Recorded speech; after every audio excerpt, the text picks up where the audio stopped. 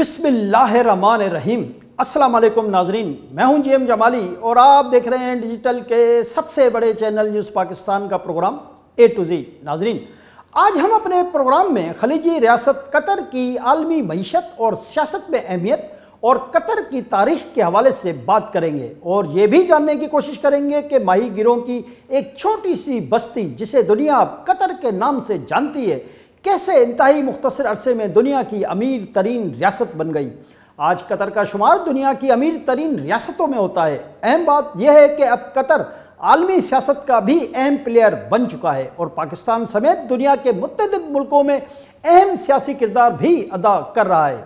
پاکستان میں شریف فیملی سے قطر کے امیر کے مراسم کوئی ڈھکی چھپی بات نہیں، جبکہ قطر سے درآمد کی جانے والی مایا گیس LNG بھی پاکستان کی انرجی کی ضروریات پوری کرنے میں اہم کردار ادا کر رہی ہے۔ تاریخی اعتبار سے قطر سلطنت عثمانیہ کا حصہ رہا ہے، تاہم بعد میں اس پر 1916 میں انگریزوں نے قبضہ کر لیا تھا۔ بعد میں قطر نے انگریزوں سے آزادی حاصل کی۔ اس کے بعد سے اب تک آل ثانی خاندان ہی قطر پر حکمران ہے۔ قطر کے موجودہ حکمران تمیم بن حماد الثانی ہیں، جو حماد بن خلیفہ الثانی کے بعد قطر کے امیر بنے۔ یاد رہے کہ حماد بن خلیفہ الثانی نے غیر قانونی طریقے سے 1995 میں اپنے والد کو اس وقت معزول کر کے اقتدار سنبھالا تھا کہ وہ ایک سوئٹزرلینڈ کے دورے پر تھے۔ 1922 تک قطر ایک غیر اہم خطہ ارض تھا۔ یوں کہہ لیں کہ یہ ماہی گیروں اور موتی جمع کرنے والوں کی ایک غیر اہم سی بستی تھی، جہاں کے باشندوں کی اکثریت جزیرہ نما عرب کے وسیع صحراؤں سے آنے والے خانہ بدوش مسافروں پر مشتمل تھی۔ ان خانہ بدوشوں کی آبادی 25,000 سے بھی کم تھی، جن کی معیشت کا انحصار مچھلیوں اور سمندر سے ملنے والے موتیوں پر ہوتا تھا۔ لیکن پھر جاپانیوں نے موتیوں کی فارمنگ ایجاد کی اور بڑے پیمانے پر اس کی پیداوار یقینی بنا کر قطری معیشت کو تباہ کر دیا، جس کی وجہ سے اس زمانے میں قطر سے بڑے پیمانے پر نقل مکانی ہوئی۔ جی ناظرین، قطر کی معیشت نے تیزی سے پھلنا اور پھولنا اس وقت شروع کیا جب یہاں دنیا کے بڑے تیل کا ذخیرہ دریافت ہوئے۔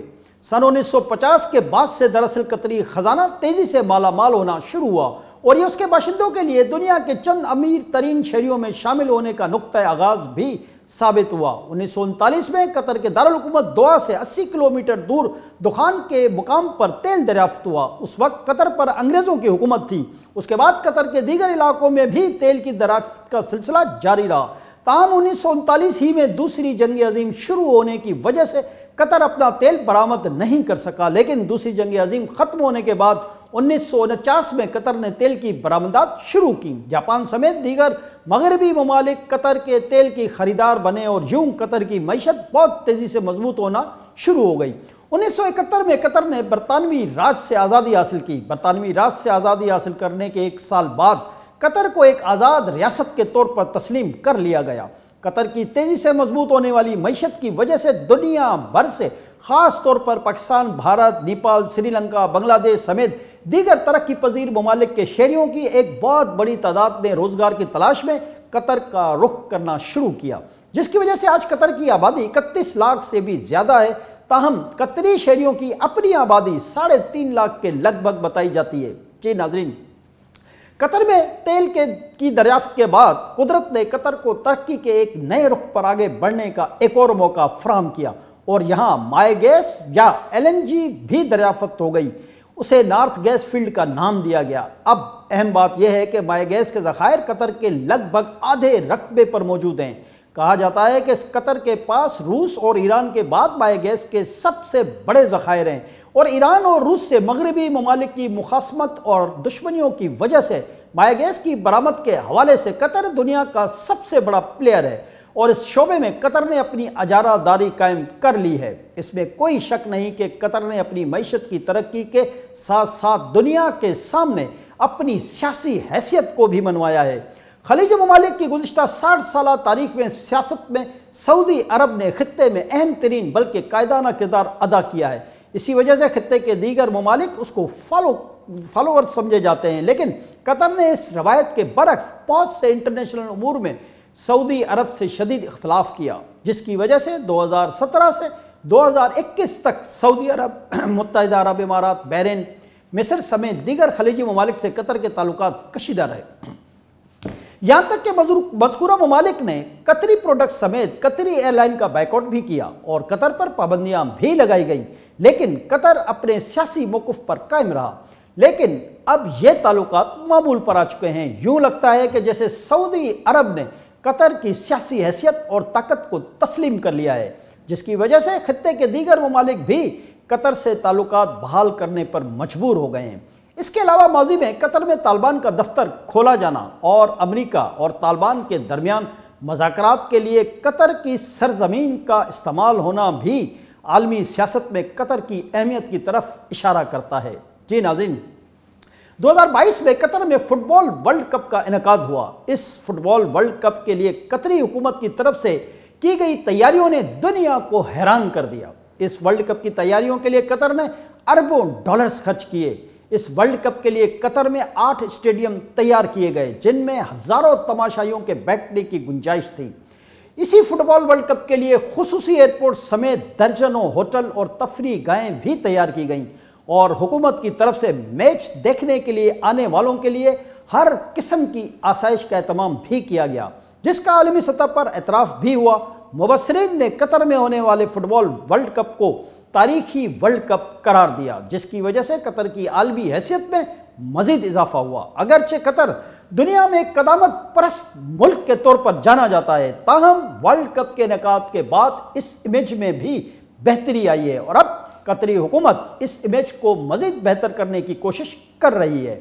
कतर का अल जज़ीरा न्यूज़ चैनल इस सिलसिले में अहम किरदार अदा करता रहता है। याद रहे कि कतर का अल जज़ीरा न्यूज़ चैनल अरब दुनिया का वाहिद इंडिपेंडेंट न्यूज़ चैनल है जो बहुत सारे आलमी उमूर पर खुलकर बात करता है। बल्कि अगर ये कहा जाए कि मगरबी ममालिक में मौजूद न्यूज़ चैनल के मुकाबले का न्यूज़ चैनल है तो शायद गलत न होगा।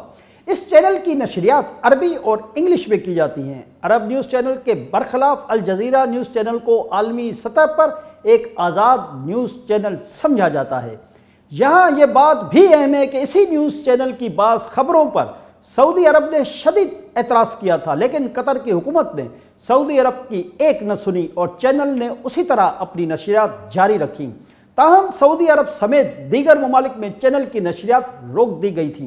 जी नाज़रीन, जहाँ कतर ने इंफ्रास्ट्रक्चर के मैदान में अपने आप को यूरोप, सऊदी अरब और यूएई के मुकाबिल ला खड़ा किया है और मुल्क में बुलंद बाला इमारतों और बेहतरीन सड़कों का एक जाल बिछाया है, वहीं कतर ने गुज़िश्ता चंद बरसों में अपने मुल्क में तालीम और सेहत के मैदानों में भी गैर मामूली तरक्की की है।